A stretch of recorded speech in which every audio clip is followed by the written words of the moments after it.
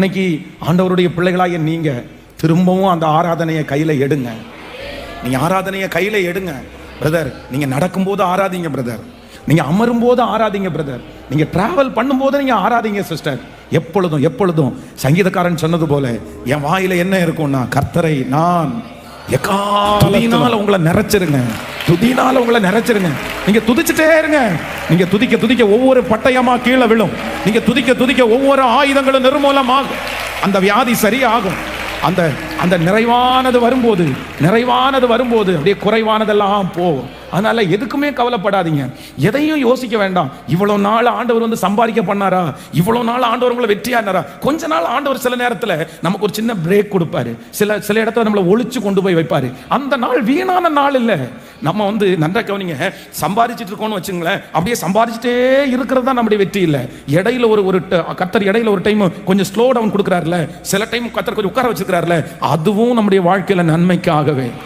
நான் ஓடிட்டே இருந்தேன், நான் வேகமா இருந்தேன், இப்போ என்னமோ என்னை கட்டி போட்டது மாதிரி இருக்குது, என்னமோ எனக்கு ஒன்றும் இல்லாத மாதிரி இருக்குன்னு நினைக்காதீங்க. இது ஒரு ரைட் டைம். இது எதுக்குன்னா, கர்த்தர் உங்களை ப்ரிப்பரேஷன் பண்றாரு, கர்த்தர் உங்களை உருவாக்கிட்டு இருக்கிறாரு, கர்த்தர் உங்களை துதிக்க வச்சுட்டு இருக்கிறாரு. நீங்க அப்படியே துதிக்க துதிக்க துதிக்க துதிக்க பாருங்க, இந்த டைம் ஆண்டவர் உங்களை ஒழிச்சு வச்சு உங்களை அப்படியே துதிக்க பண்றத அடுத்து பல மடங்கு கர்த்தர் அப்படியே கொண்டு வர்றாரு. அதனால துதிச்சு தானே இது வரைக்கும் வெற்றி அடைஞ்சிங்க, துதிச்சு தானே இவ்வளவு லெவலுக்கு வந்தீங்க. நீங்க துதிக்கிற ஆளா இல்லைன்னா அந்த இடத்துல உங்களை கொண்டிருப்பாங்க. நீங்க உயிரோடையே இருந்திருக்க முடியாது, நீங்க வாழ்ந்திருக்கவே முடியாது. இது வரைக்கும் உங்களை காப்பாற்றினதே நீங்க துதிச்ச துதி. உங்களுடைய ஆராதனை தான் உங்களை அக்கினி மதிலா பாதுகாக்கிறது. அந்த ஆராதனையை இந்த 69வது நாளிலிருந்து திரும்ப எடுக்க ஆரம்பிச்சிருங்க.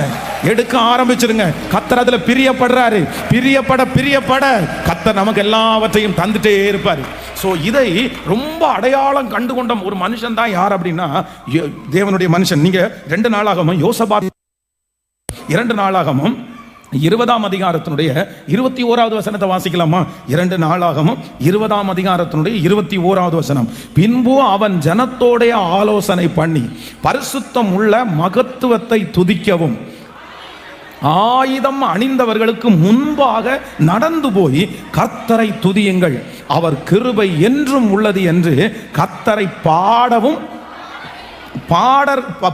பாடகரை நிறுத்தினான். நல்ல கவனிங்க ஆண்டவருடைய பிள்ளைகளே, இங்கே யோசபாத் ராஜாவுக்கு விரோதமாய் சீரியா நாட்டு ராணுவம் கடற்கரை மணலை போல வந்திருக்காங்க. ஏராளமான ஜனங்கள், திரளான ஒரு கூட்டம் வந்து சீரிய ராணுவம் வந்து இப்ப சுத்தி வளைச்சிட்டு இருக்குது. அப்பதான் யோசபாத் ஃபர்ஸ்ட் ஜெபம் பண்றாரு, இந்த ஏராளமான கூட்டத்திற்கு முன்பாக நிற்கிறதற்கு எங்களுக்கு பலன் இல்லை, நாங்கள் போகும் வழி இன்னது என்று எங்களுக்கு தெரியாது அப்படின்னு ஜெபம் பண்ண உடனே அங்க என்ன நடக்குதுன்னா, தீர்க்கதரிசி வந்து சொல்றாரு, எனக்கு தீர்க்க தரிசனத்தை நான் சொல்லணும்னா முதல்ல யார் வேணும்? ஒரு இசைக்கருவி வாசிக்கிற ஒருத்தரை கூட்டிட்டு வாங்கப்பா அப்படின்னு சொல்றாரு. அந்த மனுஷன் வந்து நின்று கர்த்தரை ஆராதிச்சு அவன் வந்து அந்த வர்ஷிப் பண்ணும்போது தீர்க்கதரிசியினுடைய வாயிலிருந்து என்ன வருதுன்னா, தீர்க்க தரிசனமான வார்த்தை வருது. நல்லா கவனிச்சுங்க. யோசபாத்திற்கு விரோதமாய் சீரியா நாடு ராணுவம் வந்து கடற்கரை மணலை போல குவிஞ்சு கிடக்குறாங்க. இப்ப இவருக்கு என்ன பதில் சொல்றதுன்னு தெரியல. இதை ஜெயிச்சிருவோமா தோத்துருவோமா அப்படின்ற ஒரு மிகப்பெரிய தோல்வி. அதை ஏற்கனவே தியானிச்சோம் நம்ம. இவர்களுக்கு வேற தண்ணீர் வேற இல்ல, இவங்க ரொம்ப ஒரு மோசமான ஒரு சூழ்நிலையில் இருக்கிறாங்க. அப்ப தீர்க்கதரிசியின் இடத்துல போய் விசாரிக்கிறாங்க, என்ன பண்ணலாம், இந்த யுத்தத்தை நாங்க கண்டினியூ பண்ணவா, நாங்க இதை ஜெயிச்சிருவோமான்னு கேட்கும்போது தீர்க்கதரிசி என்ன சொல்றாரு அப்படின்னா, இல்ல இசைக்கருவி துதிக்கிற ஒருத்தனை கூட்டிட்டு வாங்கன்னு சொல்லி அந்த மனுஷன் துதிக்க துதிக்க இவருக்குள்ள தீர்க்க தரிசனம் வருது. இதை இப்ப யாரு பார்த்துட்டு இருக்காங்கன்னா, யோசபாத் பார்த்துட்டு இருக்காரு. தீர்க்க தரிசனம் முடிச்சிட்டு தீர்க்கதரிசி எல்லாம் போயிட்டாரு. ஆனா இந்த யோசபாத் என்ன பண்றாருன்னா, ஃபர்ஸ்ட் வர்ஷிப் பண்றவங்களை செலக்ட் பண்ணுங்கப்பா. நல்லா கவனிச்சுங்க. இங்க என்ன நடக்குது? யுத்தம் நடக்குது. சீரியா நாட்டு ராணுவம் அங்க வந்திருக்குது, இவங்க நாட்டு ராணுவம் அங்க வந்திருக்குது. ஆனா யோசபாத் யாரை கூப்பிடுறாரு அப்படின்னா, என்ன பண்றேன்னா, எப்ப ஆயுதம் பிடிச்சிருக்கிறவங்க எல்லாம் பின்னாடி உட்காருங்க, AK-47 67 எல்லாம் உட்காரவங்க பின்னாடி நில்லுங்க. அவங்களுக்கு முன்னாடி முதல்ல யாரை நிப்பாட்டலாம்? பாடற்காரர்களை நிப்பாட்டி. அதான் பின்பு அவன் ஜனத்தோட ஆலோசனை பண்ணி பரிசுத்தம் உள்ள மகத்துவத்தை துதிக்கவும் ஆயுதம் அணிந்தவர்களுக்கு முன்பாக நடந்து போய் கர்த்தரை துதியுங்கள், அவர் கிருபை என்றும் உள்ளது என்று கர்த்தரை பாடவும் பாடற்காரரை நிறுத்தினான். ஹல்லேலூயா. அவனுக்கு தெரிஞ்சிருச்சு, இந்த யுத்தம் பட்டயத்தோட அல்ல, இந்த யுத்தம் ராணுவத்தோட அல்ல, இந்த யுத்தத்தை செய்ய போகிறவர் கர்த்தர். உடனே அவர் என்ன பண்றாருன்னா, முன்னாடி பாடகர்களை நினைச்சு கர்த்தரை துதிங்கப்பா, ஆயுதம் அணிஞ்சவங்க எல்லாம் பின்னாடி நில்லுங்க அப்படின்னு ஆண்டவரை துதிக்க துதிக்க அந்த யுத்தத்திலே இந்த மனுஷன் யோசபாத் பெரிய வெற்றியை கிருபையாய் கர்த்தர் கொடுத்தார். பிரதர், ஆயுதத்தை எல்லாம் பின்னாடி போகலாம், ஆமேன். யுத்த வீரர்கள் எல்லாம் பின்னாடி நிக்கட்டும். நீங்க முன்னாடி எதை எடுத்துக்கொண்டு போங்கன்னா, துதியின் ஆயுதம், துதியின் ஆயுதம். எத்தனை பேர் விசுவாசிக்கிறீங்க? நீங்க இந்த கிருபைக்காக ஜெபம் பண்ணலாமா? இது ஜெபம் பண்ணி முடிச்ச உடனே இந்த துதியின் நிமித்தமாய் ஆண்டவர் இந்த அப்போஸ்தலர் நடபடிகளிலே 3 காரியத்தை ஏசப்பா திறக்கிறார். அந்த 3 காரியத்தையும் உங்களுக்கு சொல்லி உங்க எல்லாருக்காக ஜெபிக்க போறேன். இப்ப எதாக நம்ம ஜெபிக்க போறோம்னா, என் மேல ஒரு துதியின் அபிஷேகத்தை இன்னைக்கு வாங்காம நான் இந்த இடத்தை விட்டு போக மாட்டேன். இந்த சத்தத்தை கேட்கிற பிள்ளைகளும் எந்த இடத்துல இருந்தாலும் உங்க மேல இப்போ ஒரு துதியின் அபிஷேகம். கவனிங்க, எரிகோ கோட்டை விழுந்தது துதியினால, நீங்க ஆசீர்வதிக்கப்பட்டது துதியினால. இப்போ யோசபாத் லட்சக்கணக்கான படை வீரர்களுக்கு முன்பாக என்ன காமெடியா நினைக்க மாட்டாங்க. ஆப்போசிட்ல நிக்கிற அந்த சீரியா நாட்டு ராணுவத்தினுடைய யுத்தம் பண்ற மனுஷன் என்ன முட்டாளா நீ, அவன் துப்பாக்கி பிடிச்சவன முன்னாடி நிப்பாட்டி இருப்பான்.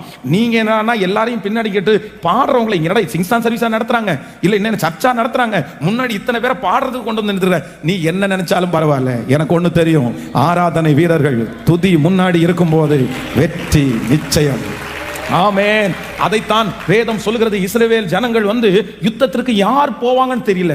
இதுவரைக்கும் அவர்களுக்கு யுத்தம் பண்ணி பழக்கம் இல்லை. இன்னொன்னு என்னன்னா, அவர்கள் யுத்தம் பண்ண போகிறது சொந்த ஜனத்தாரோட.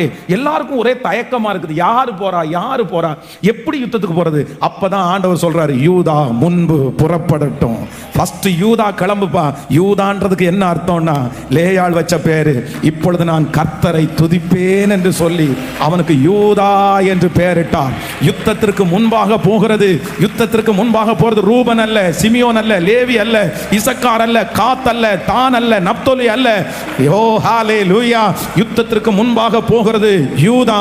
துதிக்கிறவன் முன்பாக போகிறான். யூதாவே, நீ சகோதரரால் புகழப்படுவாய், புகழப்படுவாய். உன் கை சத்துருடைய பிடரியின் மேல் இருக்கும். ஆமென். யூதாவுக்கு அவ்வளவு பெரிய பவர் இருக்கு, துதிக்கு அவ்வளவு பெரிய பவர் இருக்குது. எல்லாரும் ஜெபிக்க ஆரம்பிக்கலாமா? பர்சனலா, தனிப்பட்ட விதத்துல இன்னையிலிருந்து நீங்க என்ன பண்ண ஆரம்பிக்கிறீங்கன்னா, வர்ஷிப் பண்ண ஆரம்பிக்கிறீங்க. ஆராதனைக்குரிய தெய்வம், ஆராதனைக்குரிய தெய்வம். பரலோகத்துல நமக்கு என்ன இருக்கு அப்படின்னு சொன்னா, நம்ம பரலோகத்துல ஒரே ஒரு வேலை, கர்த்தரை துதிக்கிற வேலை. இந்த ஜனத்தை எனக்கென்று ஏற்படுத்தினேன், இவர்கள் என் துதியை சொல்லி வருவார்கள். ஆண்டவர் நம்மளை எதுக்கு ஏற்படுத்தி இருக்கிறார்னா, வெறும் பணம் சம்பாதிக்கிறதுக்கு இல்ல, இல்லனா வெறும் சர்ச்சு கட்டுறதுக்கு இல்ல, இல்லனா வெறும் கார் வாங்குறதுக்கு இல்ல. கர்த்தர் நம்மளை எதுக்கு ஏற்படுத்தி இருக்கார் தெரியுமா? அப்படியே துதிய பரலோகத்திற்கு அனுப்புகிறது. அதனால தான் இந்த தேசம் இருக்குது, அதனால தான் இந்த பட்டணம் இருக்குது. கர்த்தரை ஆராதிக்கிறவங்க இருக்கிறதுனால தான் தேசம் இருக்குது. தேவனுடைய ஆராதிக்கிற சத்தம் உங்க வீட்டில் இருக்கிறதுனால தான் உங்க குடும்பம் இன்றைக்கு வரைக்கும் இருக்குது. ஜெபிக்க ஆரம்பிக்கலாம். ஹalleluya. எனக்கு அந்த துதியின் மேகம் வேணும், அந்த அபிஷேகம் வேணும். கவனிங்க, அப்படியே நீங்க இன்னைக்கு ஒரு பொருத்தனையோட போங்க, ஒரு பொருத்தனையோட போங்க. இந்த 69 டேஸ்ல ஒரு பொருத்தனையோட போங்க. நான் என்ன பண்ணுவேன்னா, நான் பர்சனலா கர்த்தரை என்ன பண்ண போறேன்னா, ஆராதிக்க போறேன். நீங்க இதுல ஒரு அற்புதத்தை மட்டும் பார்த்துட்டீங்கன்னு வச்சுக்கோங்களேன், அவ்வளவு ஆசீர்வாதமா இருக்கும். நான் சொல்றேன், இந்த தெரு எத்தனை தெரு இருக்குதோ, இங்க இருக்கிற அத்தனை தெருவிலையும் நடந்து ஆராதிச்சுக்கிறேன், பைக்ல போய் ஆராதிச்சிருக்கிறேன். ஆனா அந்த தெருவில் இருந்தெல்லாம் இன்றைக்கு ஆட்டுமாக்களை கர்த்தர் கொண்டு வந்திருக்கிறாரு. துதிக்கு பெரிய பவர் இருக்குது, துதிக்கு பெரிய வல்லமை இருக்குது. ஹalleluya. எனக்கு அந்த கிருபை வேணும் ஆண்டவரே. ஒரு ஜெபம் பண்ணி அடுத்த பகுதிக்கு நான் போக விரும்புறேன். ஆசைப்படுறவங்க எல்லாரும், தீர்மானம் எடுக்கிறவங்க எல்லாரும், ஆமென், என் மொபைல்ல நான் ஆராதிக்கிற சத்தத்தை கேட்பேன்னு சொல்லுங்க. என் வீட்டில் இருக்கிற டிவியில கர்த்தரை துதிக்கிற சத்தம் தான் கேட்கப்படும்னு சொல்லுங்க. என் காதுல இயர்போன் போட்டு கேட்கும்போது நான் கர்த்தரை துதிக்கிற ஆராதனை சத்தத்தை, அப்பா அப்பா அப்பா, எஸ் எஸ் எஸ், எல்லா எங்க பிள்ளைகளுக்கு ஆண்டவரே கர்த்தரை எப்பொழுதும் துதிக்க.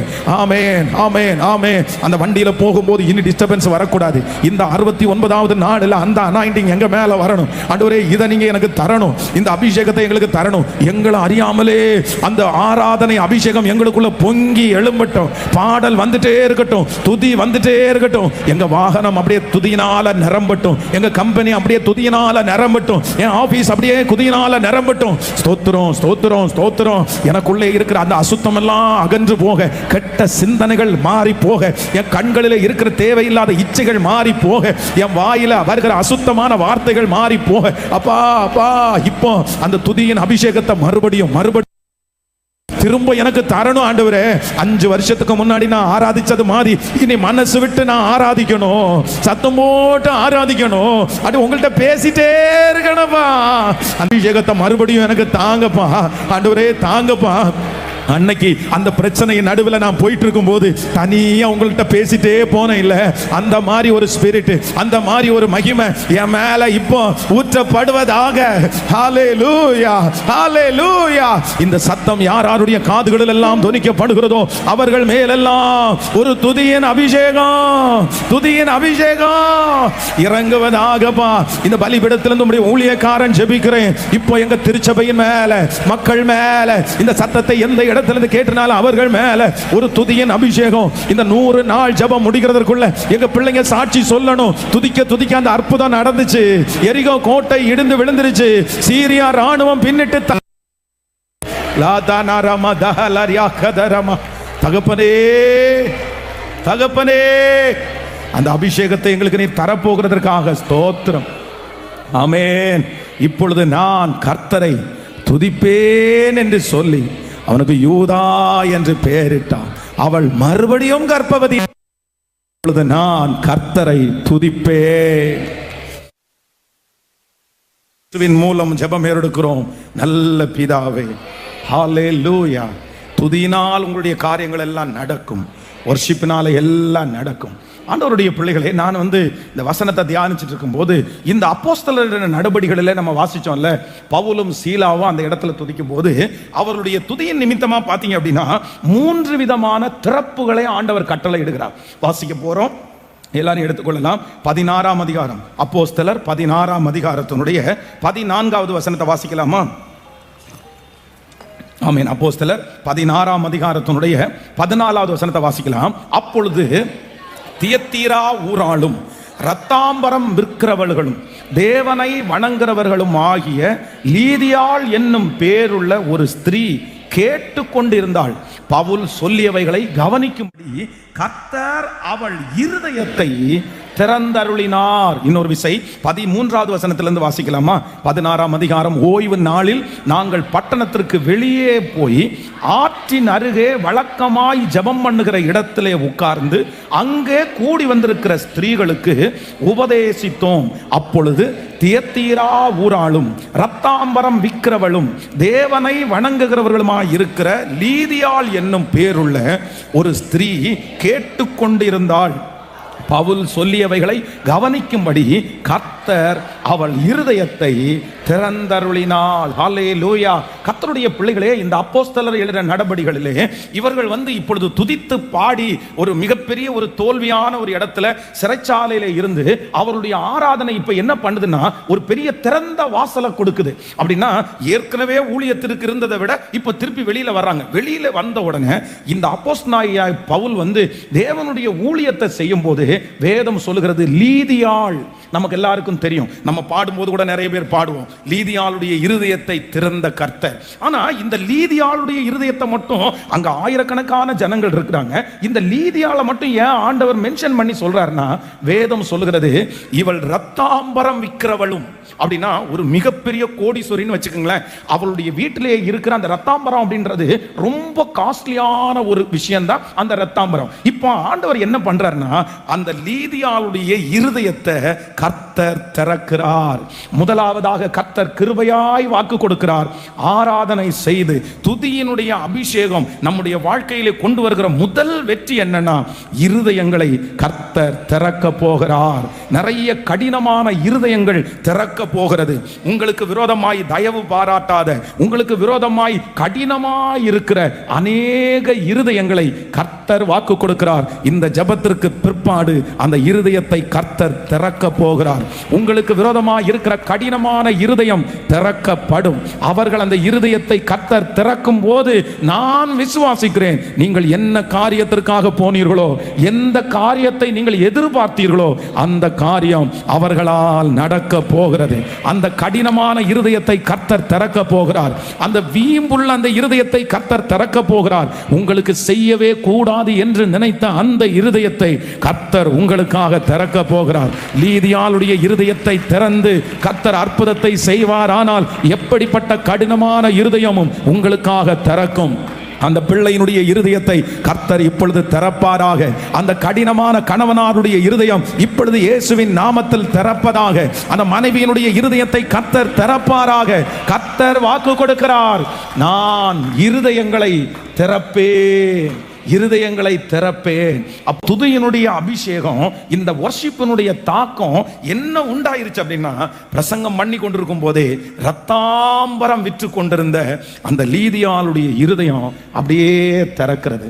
ஏன்னா அவங்களுடைய இருதயம் அவ்வளவு சீக்கிரமா திறக்காது. அவங்களுக்கு ரொம்ப அனுபவம் அதிகமா இருக்குது, அவங்க கையில பணம் அதிகமா இருக்குது, புள்ளியில் இருக்குது, அவங்களுக்கு எல்லாமே இருக்குது. அப்ப அந்த இருதயம் ஏன் அவங்களுக்கு திறக்கணும்? தேவையே இல்லை. நம்ம வந்து தேவை நிறைய இருக்கும்போது நம்முடைய இருதயம் வாஞ்சிக்கும். ஆனா அதெல்லாம் இல்லாத போது அந்த இருதயம் வந்து டிஃபால்ட்டா வந்து என்ன ஆயிரும்னா ரொம்ப கடினமாகும். ஆனா இப்போ தேவனுடைய மனுஷனுடைய வார்த்தை பிரசங்கிக்கப்படும் போது அங்க இருக்கிற முக்கியமான ஒருத்தருடைய இருதயத்தை கர்த்தர் திறந்தார்.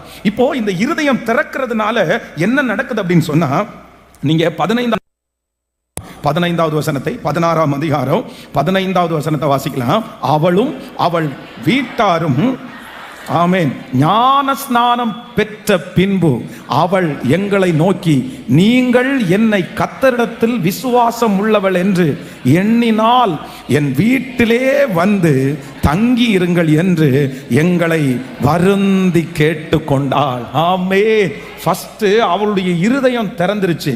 இருதயம் திறந்த உடனே அவங்க வந்து உடனே என்ன பண்ணிட்டாங்கன்னா, ஞான ஸ்நானத்திற்கு ஒப்பு கொடுத்துட்டாங்க. இப்போ என்ன நடக்குது அப்படின்னா, ஞான ஸ்நானத்துக்கு ஒப்பு கொடுத்ததுக்கு பிற்பாடு அந்த ஃபேமிலியில் அவங்க என்ன சொல்றாங்கன்னா, நீங்க மனசு இருந்துச்சுன்னா நீங்க வந்து எங்களை வழி நடத்துறீங்கல்ல, எங்களுடைய வீடு என்னவா இருக்குன்னா, எங்க வீடு திறந்திருக்குது, எங்க வீட்டுக்குள்ள நீங்க வரலாம், விசுவாசம் உள்ளவர் என்று எண்ணினால் என் வீட்டிலே வந்து தங்கி இருங்கள் என்று எங்களை வருந்தி கேட்டுக்கொண்டாள். விலையேற பெற்றவளுடைய விலையேற பெற்ற நிறைய பொக்கிஷங்கள் உள்ள ஒரு வீடு தேவனுடைய ஊழியர்களுக்காக அன்றைக்கு திறந்தது. அதனால் தான் கர்த்தர் வாக்கு கொடுக்கிறார், அவர் இருதயங்களை திறக்கிற கர்த்தர். இன்றைக்கு இந்த 69வது நாள் கர்த்தர் தீர்க்க தரிசனமாய் யாரோடு பேசி கொண்டிருக்கிறார். மகளே, யாருக்கும் திறக்காத இருதயங்கள் உங்களுக்காக திறக்க போகிறது. பலர் உங்களிடத்தில் வந்து சொல்லலாம், ஐயோ அந்த மனுஷனுடைய மனசு அவ்வளவு இறங்கவே இறங்காது, யாருக்காகவும் அந்த மனுஷன் இறங்கவே மாட்டான், ரொம்ப கடினமான மனுஷன், ரொம்ப கடினமான நபர், அந்த நபருடைய இருதயம் திறக்கிறது ரொம்ப கடினம், அது உனக்கு நடக்காது, நீ ட்ரை பண்ணாத, அந்த மனுஷனிடத்துல போய் நீ வெறுமையாய் திரும்பி வருவாய். ஆனால் இன்று பரிசுத்த ஆவியானவர் வாக்கு கொடுக்கிறார், மகனே, நீ ஆராதனை செய்து கொண்டிருக்கும் போது நீ துதிக்க துதிக்க துதிக்க துதிக்க உன்னுடைய துதியின் அபிஷேகம் லீதியாளுடைய இருதயத்தை திறந்தது போல, ரத்தாம்பரம் விற்று கொண்டிருந்த அந்த லீதியாளுடைய இருதயத்தை திறந்தது போல, கர்த்தர் மிக முக்கியமான சிலருடைய இருதயத்தை கர்த்தர் இதோ உங்களுக்காய் திறக்கிறார். கோடீஸ்வரியான சிலருடைய இருதயத்தை கர்த்தர் திறக்கிறார். உங்களுடைய தலை நிமிர பண்ணுவதற்கு சில அதிகாருடைய இருதயத்தை கர்த்தர் திறக்கிறார். நல்ல ஆமென் ஆமென் ஆமென். பிரதர், இது நிச்சயமாய் நடக்கும். கர்த்தர் உங்களுக்கு கிருபையாய் இறங்க போகிறார். உங்களுடைய கணவனாருடைய ரட்சிப்பு சமீபமாய் இருக்கிறது. ஆமென். உங்களுக்காக பொக்கிஷங்கள் நிறைந்த வீடுகள் இப்பொழுது திறக்கிறது. இதை விசுவாசிக்கிறவங்க ஆமென் ஆமென் ஆமென் ஆமென். இயேசுவே, இப்பொழுது அந்த அற்புதம் நடப்பதாக. என் பிள்ளைக்காக ரத்தாம்பரம் விற்கிற அந்த வீடு இப்பொழுது திறப்பதாக, அப்படி திறப்பதாக. ஆண்டவரே, புதிய வருஷம் இதுவரைக்கும் திறக்காத ஒரு வீடு, இதுவரைக்கும் திறக்காத, யாருக்குமே திறக்காத ஒரு வீடு, திறக்காத ஒரு மனுஷனுடைய இருதயம் என் பிள்ளைக்காக திறக்கணும். இந்த மாதிரி ஒரு பிசினஸ் அமையும்னு நான் நினைக்கல, இந்த மாதிரி ஒரு வெற்றியை கர்த்தர் தருவார்னு நினைக்கல. எங்க பிள்ளைங்க அத்தனை பேரும் சாட்சி சொல்ல போகிறதற்காய் ஸ்தோத்திரம். Thank you Jesus, thank you Jesus, hallelujah. ரொம்ப வசதி படைத்தவர்கள், பெரிய கோடீஸ்வரர்கள் தங்களுடைய வீட்டை வந்து திறந்து எங்க வீட்டில் வந்து ஸ்டே பண்ணுங்கன்னு நம்புறது அப்படின்றது சாதாரணமானதே இல்லை. அதுவும் லீதியாள் வந்து இதுவரைக்கும் யாருக்குமே திறக்கல அவளுடைய வீடை. யாரும் வந்து வீட்டில் தங்குங்கன்னு சொல்றதில்லை. ஏன்னா அவங்க வீட்டில் எங்க பார்த்தாலும் என்ன இருக்குன்னா, காஸ்ட்லியான பொருள் இருக்கு, ரத்தாம்பரம் இருக்குது. அந்த வீட்டில் எங்க பார்த்தாலும் ரத்தாம்பரம் இருக்கும். ஆனா அந்த வீடு இப்ப யாருக்காக திறக்குது அப்படின்னா, தேவனுடைய ஊழியர்களை பார்த்த உடனே எப்படி சொன்னாங்கன்னா, வருந்தி எப்படி அழைச்சாங்களாமா? சத்தமா சொல்லுங்க, வருந்தி. இல்லை இல்லை, யாருக்கும் எங்கள் வீடு திறந்துச்சு இல்லை, ஆனால் உங்களை நாங்கள் ரொம்ப நம்புகிறோம். ஆண்டவர் உங்கள் மூலமாக என்ன ஆசீர்வச்சிருக்கிறாரு. எங்கள் வீட்டில் வந்து தங்க முடியுமா? எங்கள் வீட்டில் அந்த வீட்டுக்குள்ளே நுழையிறதுக்கு எத்தனையோ பேர் ஆசைப்படலாம், அந்த காம்பவுண்டுக்குள்ளே போகிறதுக்கு எத்தனையோ பேர் ஆசைப்படலாம். ஆனால் ஆண்டவருடைய பிள்ளைகள் துதித்து பாடினவங்களுக்கு ஒரு பெரிய மகிமை இருக்குது. அந்த கடினமான இடத்துல, அந்த சூழ்நிலை சரியில்லாத இடத்துல, ஊழியத்திற்கு தடை விதிக்கப்பட்ட அந்த இடத்துல, அடிச்ச அந்த இடத்துல, காவல் பண்ணப்பட்ட அந்த ஏரியாவில், அவர்களை துன்புறுத்தின அந்த ஏரியாவில் இருக்கிறதுலேயே மிகப்பெரிய பிரம்மாண்டமான வீடு என் தேவனுடைய பிள்ளைகளுக்காக திறக்குமானால், நீங்கள் அவமானப்பட்ட இடத்துல உங்களுக்கு ஒரு வீடு திறக்கும். அந்த இடத்துல கர்த்தர் ஒரு வாசலை திறப்பார். நான் விசுவாசிக்கிறேன். எந்த இடத்துல நீங்கள் சிறைச்சாலையின் அனுபவத்தில் போனீங்களோ, எந்த இடத்துல அவமானத்தில் போனீங்களோ, எந்த இடத்துல உங்களை தூர தூக்கி எரிஞ்சாங்களோ, அதே இடத்துல நீதிமான்களுடைய நீதியாளுடைய ஹல்லேலூயா இருதயத்தை திறந்த கர்த்தர். ஆண்டவருடைய பிள்ளைகளே, இது தீர்க்க தரிசனம். இது அப்படியே நடக்கும். நான் விசுவாசிக்கிறேன் ஆண்டவரே, நான் விசுவாசிக்கிறேன் ஆண்டவரே, நான் விசுவாசிக்கிறேன் ஆண்டவரே. ஹல்லேலூயா. எனக்காக திறக்கிறவர் கர்த்தர், எனக்காக திறக்கிறவர் கர்த்தர். ஆமென். நீர் திறந்தால் அதை அடைப்பவன் இல்லை, நீர் கட்டினால் அதை இடிப்பவன் இல்லை. நீர் திறந்தால் அதை அடைப்பவன் இல்லை, நீர் கட்டினால் அதை இடிப்பவன் இல்லை. இல்லை இல்லை இல்லை, வாசலை அடைப்பவன் இல்லை. இல்லை இல்லை இல்லை, என்னை எதிர்ப்பவன் பூமியில் இல்லை. இல்லை இல்லை இல்லை, வாசலை அடைப்பவன் இல்லை.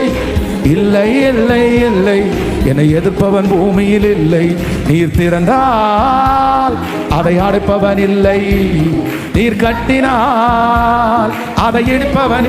பாடுவோம். நீர் திறந்தால் நீர் கட்டினால் அதை இடிப்பவன் இல்லை. கர்த்தரை போல பரிசுத்தம் உள்ளவர் பூமியில் இல்லையே, கர்த்தரை போல வல்லமையுள்ள பூமியில் இல்லையே, கர்த்தரை போல பரிசுத்தம் உள்ளவர் பூமியில் இல்லையே, கர்த்தரை போல வல்லமையுள்ள பூமியில் இல்லையே. பலவானின் வில்லை முறித்து கீழே தள்ளுகிறார், பலவானின் வில்லை முறித்து கீழே தள்ளுகிறார். தள்ளாடும்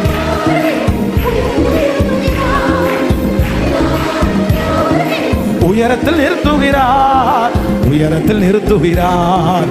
உயரத்தில் இப்ப கைகளை மேல தட்டி இல்லை இல்லை இல்லை இயேசுவே நம் தனமோரு குதுரு இயேசுவா இல்லை இயேசுவே ஆமாப்பா இல்லை இல்லை இல்லை, என்னை எதிர்ப்பவன் பூமியில் இல்லை.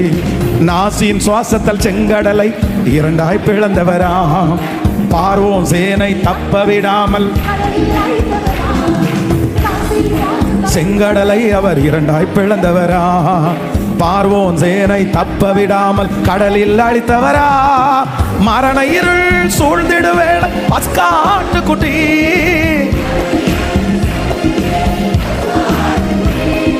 வாதை உந்தன் கூடாரத்தை என்றும் அணுகாதே,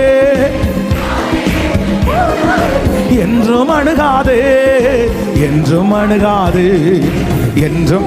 இப்ப கைகளை தட்டி இல்லை இயேசுவே கிருபை இல்லை இல்லை இல்லை. இப்போ இயேசுவே திரும்ப திரும்ப திரும்ப சொல்லுங்க சொல்லுங்க. ஆமென். இல்லை இல்லை இல்லை இல்லை இல்லை. ஓ ஜீசஸ் ஜீசஸ் ஜீசஸ். இல்லை இல்லை இல்லை.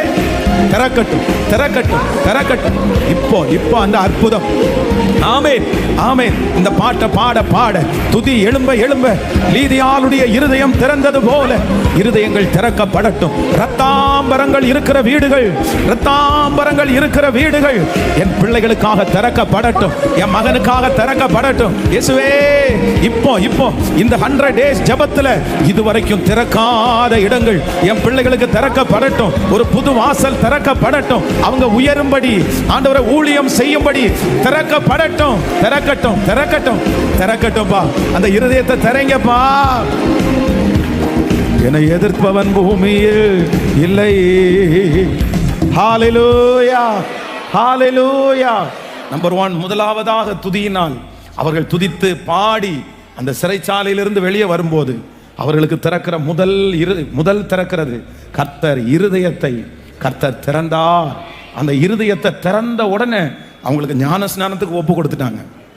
ஞான ஸ்நானம் முடிஞ்ச உடனே அவங்க ஊழியக்காரங்களை வருந்தி என்ன கூப்பிடுறாங்க அப்படின்னு சொன்னாங்க, எங்க வீட்டில் வந்து தங்குவீங்களா, எங்க வீட்டில் வந்து தங்குவீங்களா? ரத்தாம்பரம் இருக்கிற வீடு தேவனுடைய ஊழியர்களுக்காய், ஆராதனை வீரர்களுக்கு, வர்ஷிப் பண்ணுகிறவர்களுக்கு, ஆராதனை வீரர்களுக்கு திறந்தது. ஹல்லேலூயா. நீங்க இனி ஆராதிக்க ஆரம்பிப்பீங்க. இனி உங்களுடைய இருதயத்துக்குள்ள ஆராதனை அபிஷேகம் நிரம்பி இருக்கும். உங்க வாயை திறந்தா துதியினுடைய சத்தம் காணப்படும். நான் விசுவாசிக்கிறேன், நீங்க சாட்சி சொல்லுவீங்க. பெரிய பெரிய வீடுகள், பெரிய பெரிய மனிதனுடைய இருதயங்கள் உங்களுக்காக திறக்கப்படும். கர்த்தர் இதுக்கப்புறம் உங்க பிள்ளைகளுக்கு கர்த்தர் திறப்பார். உங்க லெவலையே கர்த்தர் அடுத்த சூழ்நிலைக்கு, அடுத்த படிக்கு நீங்க பாப்பீங்க. நீங்க விசுவாசிங்க. ஆமா, நீங்க பாப்பீங்க. கண்டிப்பா அது நடக்கும். நீங்க இந்த வார்த்தையை பிரசங்கம் பண்ணும்போது நீங்க ஜெபம் பண்ணுங்க, ஏசப்பா எனக்கு அது நடக்கணும் ஆண்டவரேன்னு சொல்லுங்க. ஹல்லேலூயா. நம்பர் 2, இரண்டாவதாக அங்க ஒண்ணு நடக்குது. 16ஆம் அதிகாரத்தினுடைய 26, 27வது வசனத்தை வாசிக்கலாமா? 16 அப்போஸ்தலர் 16ஆம் அதிகாரத்தினுடைய 26வது வசனத்தையும் 27வது வசனத்தையும் எடுத்துக்கொள்ளலாம். சடுதியிலே சிறைச்சாலையின் அஸ்திபாரங்கள் அசையும்படியாக பூமி மிகவும் அதிர்ந்தது.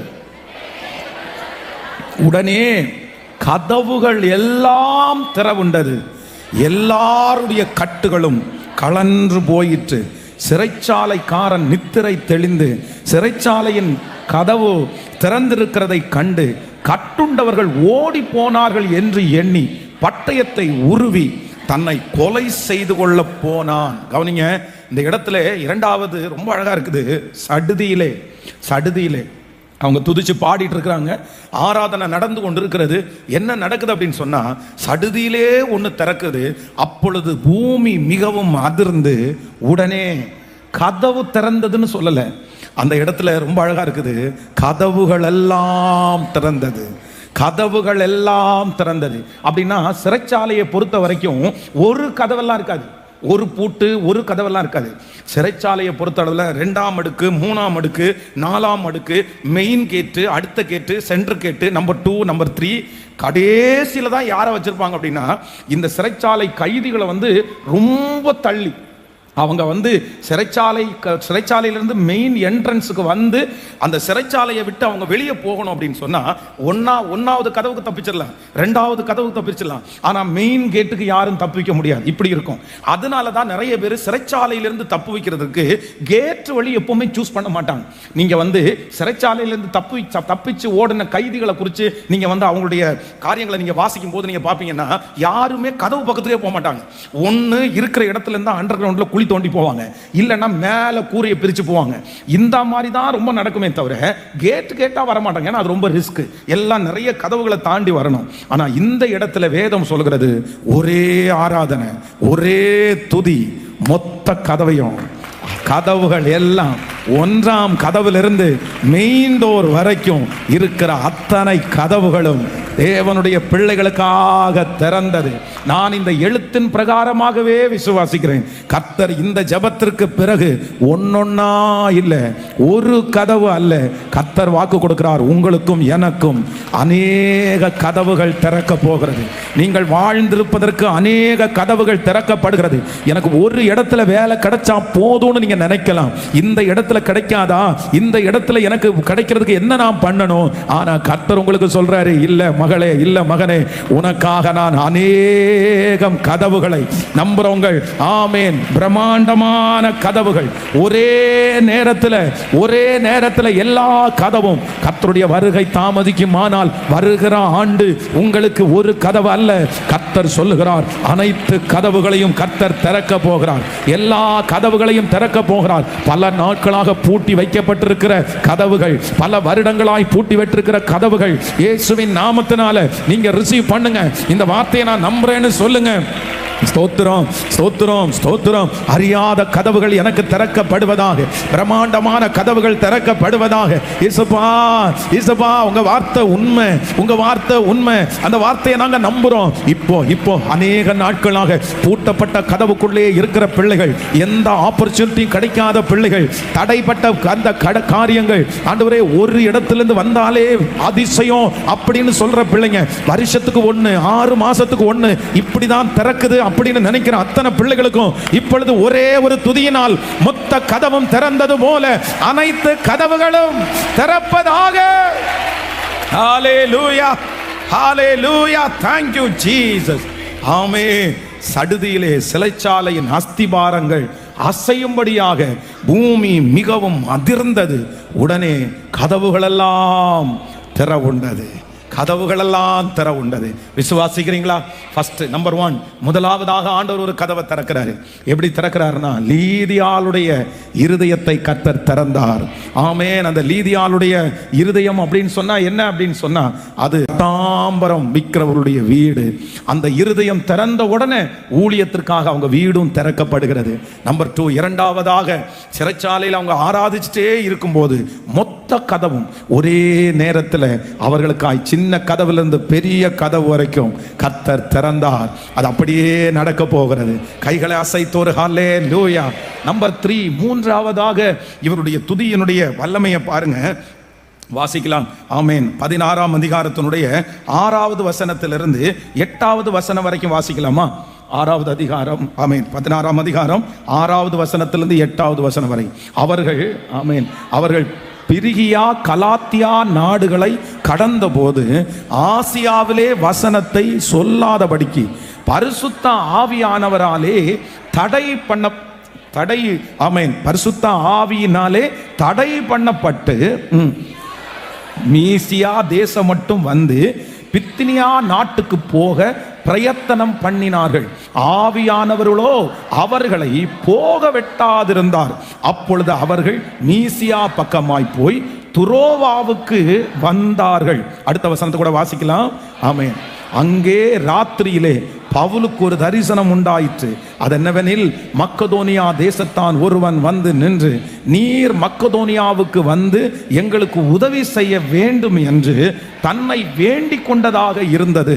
அடுத்த வசனம், அந்த தரிசனத்தை அவன் கண்டபோது அவர்களுக்கு சுவிசேஷத்தை அறிவிக்கும்படி கர்த்தர் எங்களை அழைத்திருக்கிறார் என்று நிச்சயித்து கொண்டு உடனே மக்கதோனியாவிற்கு புறப்பட்டு போக பிரயத்தனம் பண்ணி துரோவாவிலே கப்பல் ஏறி சமோத்தியக்கே தீவுக்கு மறுநாளிலே நெயப்போலி பட்டணத்திற்கும் நேராய் ஓடி அங்கே இருந்து மக்கதோனியா தேசத்தின் நாடுகளில் ஒன்றுக்கு தலைமையானதும் ரோமர் குடியேறினதுமான பிலிப்பி பட்டணத்திற்கு வந்து அந்த பட்டணத்திலே சில நாள் தங்கி இருந்தோம். நல்லா கவனிச்சுங்க ஆண்டவருடைய பிள்ளைகளே.